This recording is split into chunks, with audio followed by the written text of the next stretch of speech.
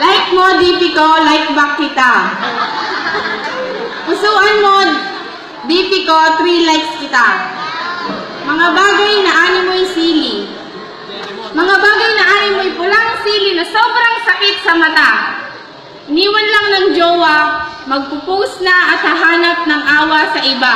Bukas makalawa, may forever na naman siya. Iiyak-iyak kapag iniwan. Mamamatay daw kapag hindi binalikan. Sa edad na 14, 15, 16, 17, tingin nyo, totoo kaya yan? Masyadong atat humanap ng makakatuluyan. Pero simpleng pagsusulit sa eskwela, hindi naman masagutan. Ulitin ko ang wika ni Rizal. Kabataan ang pag-asa ng bayan. Tanong, bakit hindi ito mapatunayan sa kasalukuyan? Anong episode ka na ba sa K-drama? Anong chapter ka na ba sa Wattpad? Tsaka pala yung mga thesis nyo, kamusta? Ayun, kay kagrupo umaasa. Gusto ko magmukhang mayaman kaya DIY or do-it-yourself braces ang kakapitan. Hindi iniisip ang epekto. Ang mahalaga, makasabay lang sa uso.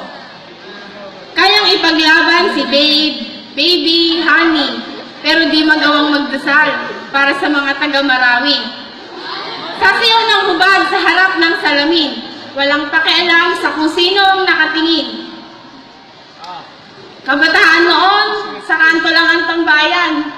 Kabataan ngayon, nakita mo na sa mga kompyuteran. Lahat gagawin makasabay lang sa uso. Bibili ng Vans, Nike o Adidas, kahit ang ulam na lang ay tuyo. Pipiliin makapag #OOTD, kahit ang kapalit naman nito ay sugar daddy.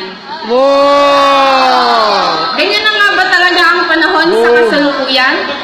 Likes na ang basihan ng kagandahan, braces na ang simbolo ng kayamanan, at dibdib na ang basihan ng pagmamahalan?